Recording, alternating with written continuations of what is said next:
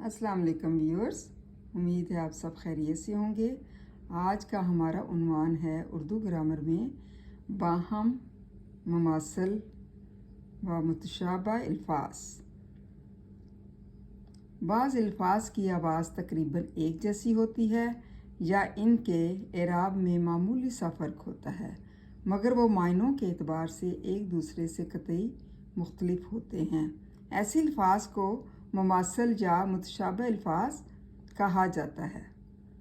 मतलब मुमासल जो ऐसे अल्फाज होते हैं जो तकरीबन उनकी जो है आवाज़ एक जैसी होती है और इनके एराब में भी थोड़ा सा फ़र्क होता है। मतलब जब एराब लगाते हैं तो मामूली सा फ़र्क होता है, लेकिन वो मायनों के एतबार से एक दूसरे से कतई मुख्तलिफ होते हैं, लेकिन उनके मायने बिल्कुल मुख्तलिफ होते हैं। ऐसे अल्फाज को क्या कहते हैं? मुमासल या मुतशाबह अल्फाज। अब इसकी चंद मिसालें देख ले। मुमासल अल्फाज कौन से हैं और उसके मायने क्या हैं?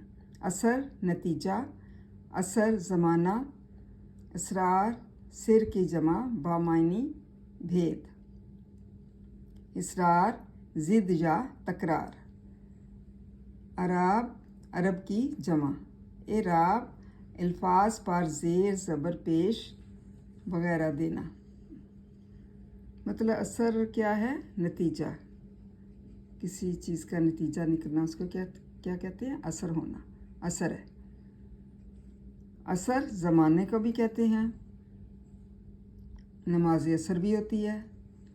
असरार, सिर की जमा, बामायनी, भेद, भेद को कहते हैं असरार और सिर की जमा है। इसरार, ज़िद या तकरार, अराब, अरब की जमा,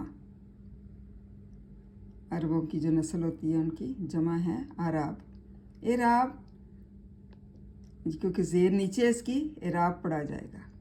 अल्फाज पर ज़ेर ज़बर पेश वगैरह देना। उम्मीद है आपको मुमासल अल्फाज की समझ आ गई होगी। थैंक यू एंड जज़ाकल्लाह खैर।